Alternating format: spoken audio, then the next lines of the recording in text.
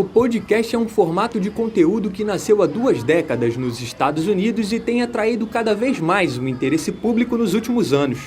Diferentemente da TV e do jornal impresso, que usam texto e imagem para repercutir os assuntos diários, o podcast é feito apenas para ser ouvido, sendo uma ótima pedida para quem deseja ficar por dentro das últimas notícias e não tem tempo para acompanhar o noticiário, ou quem procura se entreter enquanto realiza outra atividade.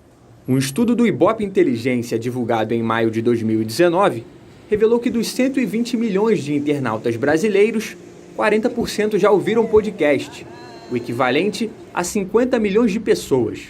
Os pequenos arquivos de áudio são transmitidos via internet e podem ser armazenados em computadores, tablets ou smartphones, funcionando como uma rádio digital de conteúdo sob demanda.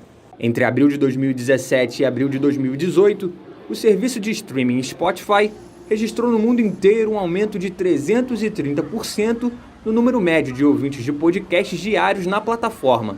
Desde que passou a distribuir esse tipo de mídia em outubro de 2017, o serviço de streaming tem investido maciçamente em conteúdo exclusivo voltado para podcast, assim como outras companhias.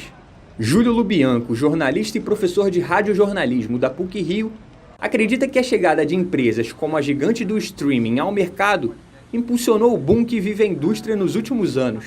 A partir do momento que grandes marcas, grandes empresas de produção de conteúdo começam a entrar no podcast com qualidade, você atinge um público mais amplo e isso puxa todo o mercado e traz novas entradas, novas pessoas que passam a produzir podcast. Até porque o podcast tem um nível de entrada muito baixo, você não precisa ter dinheiro algum, você pode fazer um podcast com R$0 e fazer um podcast bom.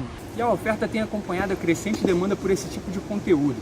Segundo dados da Pod Pesquisa, o maior levantamento sobre podcast do Brasil, os gerenciadores hoje hospedam mais de 3.000 programas nacionais, que tratam de temas que variam entre economia, política, cultura pop e esportes.